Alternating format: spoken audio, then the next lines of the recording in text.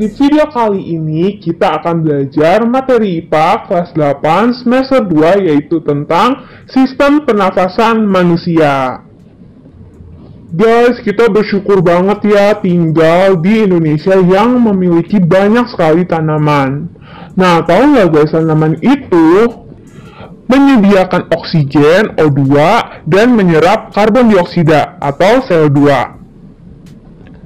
Nah guys, gas oksigen O2 dan gas karbon dioksida atau CO2 merupakan gas-gas utama yang terlibat dalam proses pernafasan loh. Nah guys, pada umumnya manusia dapat bernafas sekitar 17.000 kali dalam sehari. Selama bernapas, udara terus keluar dan masuk melalui organ-organ pernapasan. Hidung dan paru-paru merupakan contoh dari organ pernapasan. Nah guys, di bab ini kita akan membahas dua bagian ya. Yang A adalah struktur dan fungsi sistem pernapasan manusia. Nah, yang B adalah gangguan pada sistem pernapasan manusia dan upaya untuk mencegah dan menanggulanginya. Oke, langsung aja kita mulai ya. Nah guys, pada bagian A atau struktur dan fungsi sistem pernapasan manusia, kita akan membahas 4 hal ya. Yang pertama, organ pernapasan manusia. Yang kedua, mekanisme pernapasan manusia. Yang ketiga, frekuensi pernapasan. Dan yang keempat, volume pernapasan. Apakah teman-teman pernah mendengar yang namanya respirasi? Respirasi adalah proses pertukaran gas yang terjadi di dalam tubuh makhluk hidup. Nah guys, ada 3 proses dasar dalam respirasi manusia. Yang pertama, bernapas atau ventilasi paru-paru. Ini merupakan proses menghirup udara inhalasi dan menghembuskan udara ekshalasi yang melibatkan pertukaran udara antara atmosfer dengan alveolus paru-paru. Terus guys, yang kedua adalah respirasi eksternal.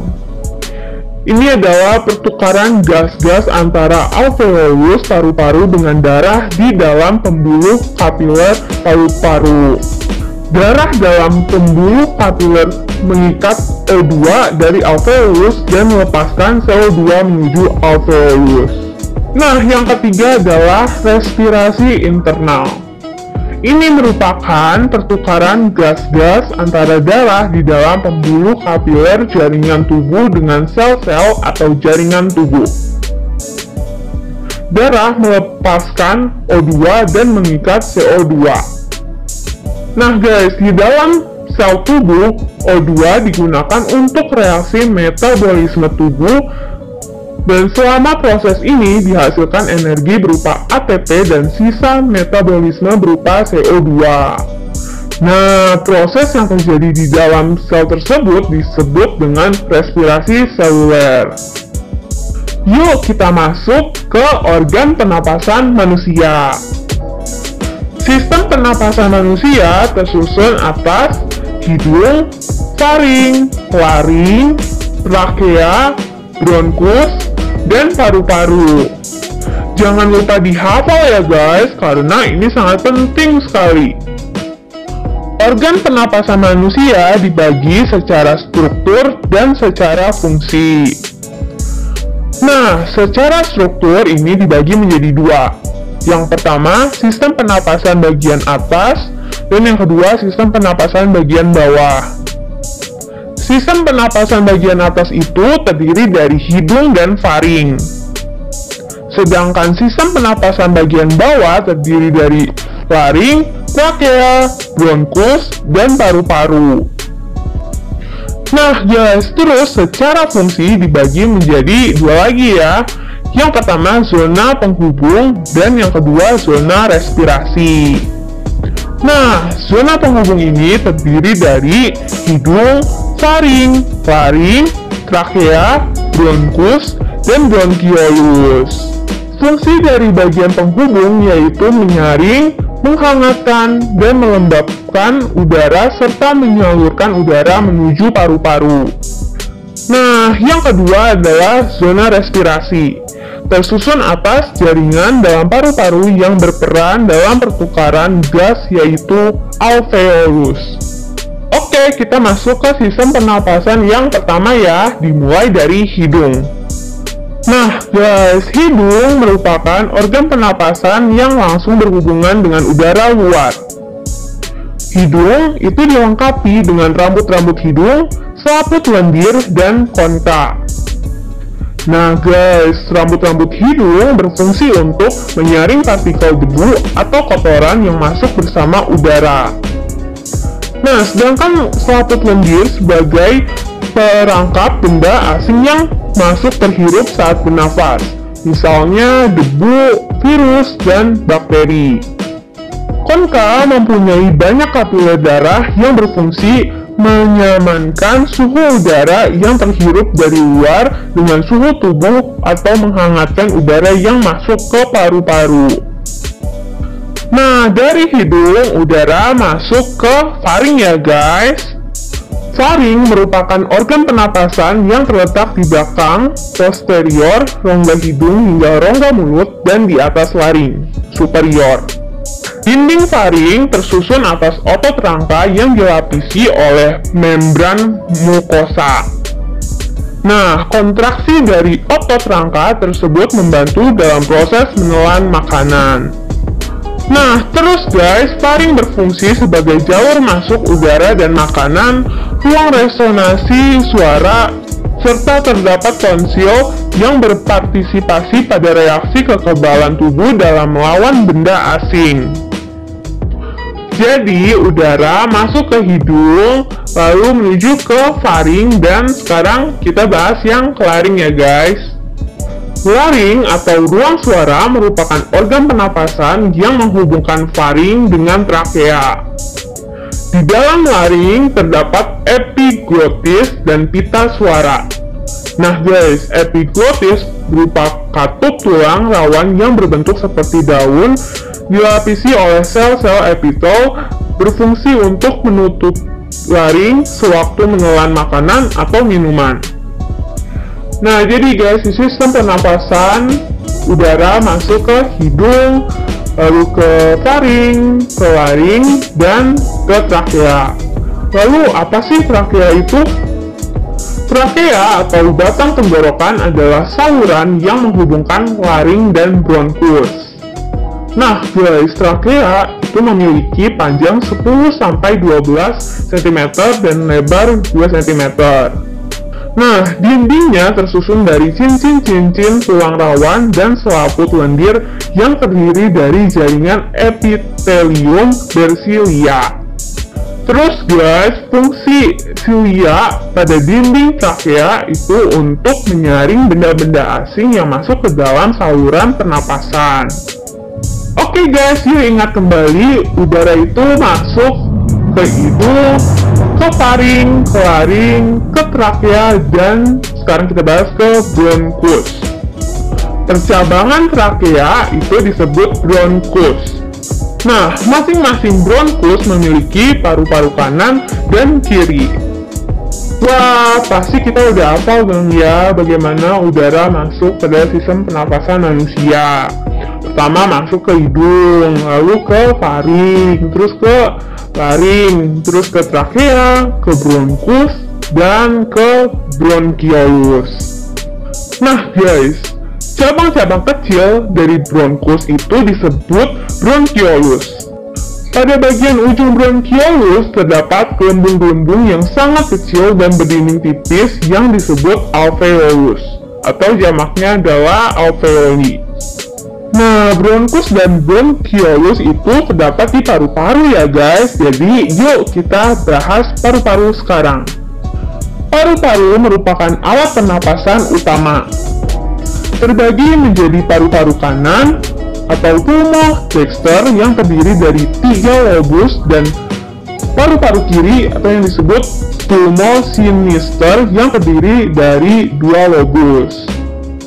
Nah guys, paru-paru ini dibungkus oleh selaput rangkap 2 yang disebut pleura. Pleura berupa kantung tertutup yang berisi cairan limfa. Pleura berfungsi untuk melindungi paru-paru dari gesekan saat mengembang dan mengempis. Nah, yang terakhir kita bahas alveolus ya guys. Di dalam paru-paru terdapat bagian yang berperan dalam pertukaran gas oksigen dan gas karbon dioksida, yaitu alveolus. Oke guys, kita masuk ke yang bagian 2 ya, mekanisme pernapasan manusia. Jadi guys, pada saat bernapas terjadi 2 mekanisme, yaitu menghirup udara, inhalasi atau inspirasi, dan menghembuskan udara, atau ekshalasi atau ekspirasi, yang melibatkan pertukaran udara antar atmosfer dengan alveolus paru-paru. Nah guys, ini adalah mekanisme pernapasan manusia ya guys. Pada saat inspirasi, diafragma dan otot dada berkontraksi. Volume rongga dada membesar, paru-paru mengembang dan udara masuk ke paru-paru. Nah, lalu pada saat ekspirasi, diafragma dan otot dada berelaksasi, volume rongga dada kembali normal, paru-paru kembali normal, dan udara keluar dari paru-paru.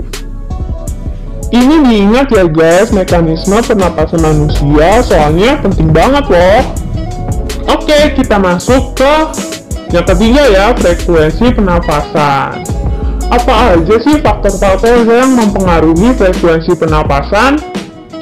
Yang pertama, umur. Yang kedua, jenis kelamin. Yang ketiga, suhu tubuh. Yang keempat, posisi tubuh. Dan yang kelima, kegiatan atau aktivitas tubuh. Nah, dari segi umur ya guys, pada umumnya semakin bertambah umur seseorang, maka semakin rendah frekuensi pernapasannya. Hal ini berhubungan erat dengan makin berkurangnya proporsi kebutuhan energinya. Nah, dari segi jenis kelamin, pada umumnya laki-laki lebih banyak bergerak sehingga lebih banyak memerlukan energi. Nah, kebutuhan oksigen dan produksi CO2 pada laki-laki juga lebih tinggi. Hal ini menunjukkan bahwa proses metabolisme pada laki-laki jauh lebih tinggi daripada perempuan. Yang ketiga, suhu tubuh. Semakin tinggi suhu tubuh manusia, maka semakin cepat frekuensi pernafasannya.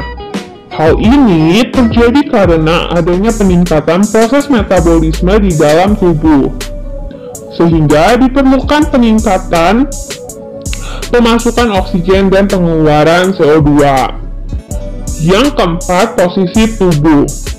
Posisi tubuh sangat berpengaruh terhadap frekuensi pernapasan. Hal ini berkaitan dengan beban yang harus ditanggung oleh organ tubuh. Pada saat posisi tubuh berdiri, otot-otot kaki akan berkontraksi untuk menghasilkan tenaga yang dibutuhkan tubuh untuk tetap tegak berdiri. Sedangkan pada saat posisi tubuh duduk atau berbaring, beban berat dalam tubuh disanggah oleh sebagian besar tubuh, sehingga tubuh tidak membutuhkan banyak energi.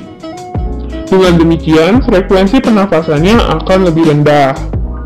Nah, yang terakhir guys, kegiatan atau aktivitas tubuh. Orang yang melakukan aktivitas memerlukan lebih banyak energi dibandingkan dengan orang yang tidak melakukan aktivitas, seperti duduk santai atau tiduran. Ketika tubuh memerlukan banyak energi, maka tubuh perlu lebih banyak oksigen sehingga frekuensi pernapasan akan meningkat. Oke guys, kita masuk ke bagian yang keempat ya, atau volume pernapasan. Yang pertama, volume tidal adalah volume udara yang keluar masuk paru-paru saat tubuh melakukan inspirasi dan ekspirasi biasa atau normal.